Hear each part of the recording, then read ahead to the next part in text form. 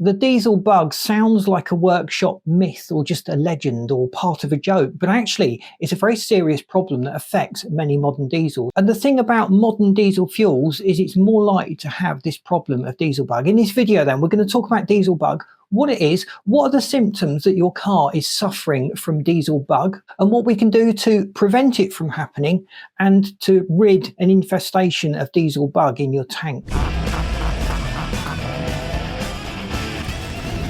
The fuel inside your diesel tank could be a breeding ground for bacteria and fungus. There's quite a complex mix of different bacteria and different fungus that can thrive inside a fuel tank, and it basically needs water and hydrocarbons. The water comes from the atmosphere, it condenses in the tank. You may have a slightly leaky filler cap that just allows the atmosphere into the tank, where this moist air will eventually condense and form a layer of water. And water sinks, the fuel will float on top of the water in the tank. And that layer between the water and the fuel is the perfect breeding ground. The bacteria and the fungal growths have got access to water, and they've also got access to hydrocarbons, which they love to eat. Now, the problem with this, they produce sludge.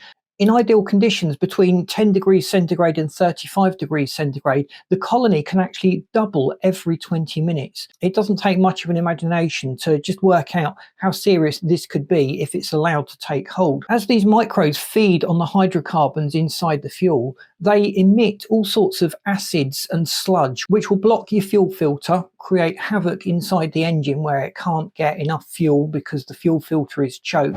It can also degrade the fuel system itself. The acids can actually erode components in the fuel pump and cause other problems elsewhere in the car. The big problem then is where we have fuel sitting in a tank for long periods of time. This creates the ideal conditions, especially when the tank is half full and it contains moisture. The microbes will just start to take over.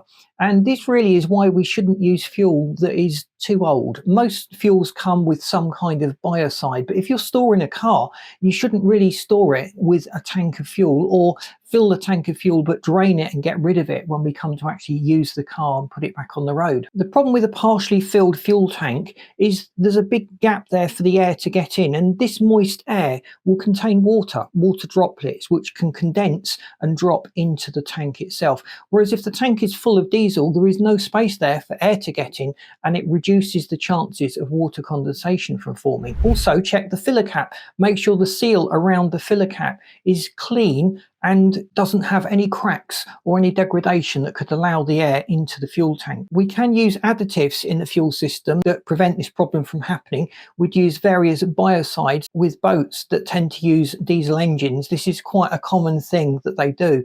It's probably not caught on as much in the car industry because cars tend to be used year round, whereas boats tend to sit around for 6 months through the winter and then they're used extensively in the summer.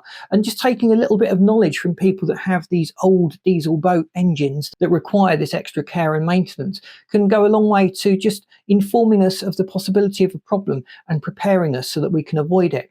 The first symptom we might spot that our car is suffering from diesel bug is poor acceleration. And if we remove the fuel filter, we'll notice the sludge building up in the fuel filter. And that sludge really is a characteristic of this problem of diesel bug. It's either bacteria or fungus, or the little components that they create as they eat the hydrocarbons, just depositing themselves in the fuel filter, eventually blocking it up, but certainly restricting the flow. You can get little test strips that you dip into the fuel, and that can tell you about the presence of these fuel bug components. And that's particularly a good idea if we've had a car that's been sitting around for a long period of time.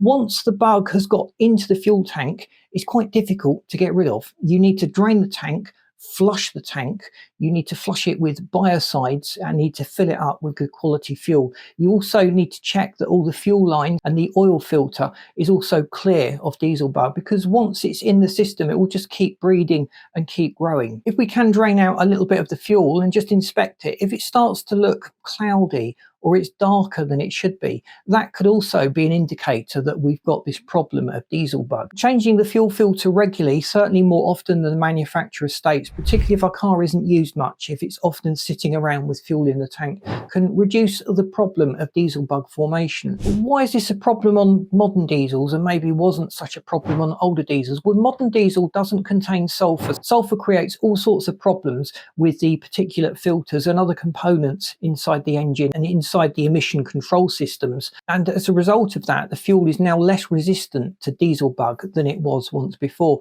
We've also got biofuels. And if a fuel is sourced from bio sources, it's more likely and more appealing to these microbes and fungus.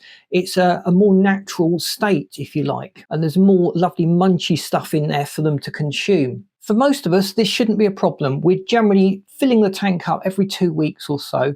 If our car has fuel in it that's been sitting around for 2 or 3 months, we should start thinking about the problem of diesel bug. And certainly if the car has been sitting around for 12 months or so, we need to assume that there is potentially going to be a problem with diesel bug in the tank. And we should invest in those test strips. We should inspect the fuel filter. We need to change that fuel filter as well. And draining off the tank and filling the tank and flushing the tank or using a biocide additive. It might also be referred to as a fuel stabilizer, and these can go some way to prevent the formation of diesel bug, or at least mitigate it if it's already in the tank, giving us a little bit of an opportunity to sort it out before we put the car back on the road. I hope you found this interesting. If you've ever suffered from diesel bug, let us know in the comments what your experience has been, what alerted you to the problem, or is this something completely new that you never even knew existed, a problem that you were completely unaware of before you watched this video.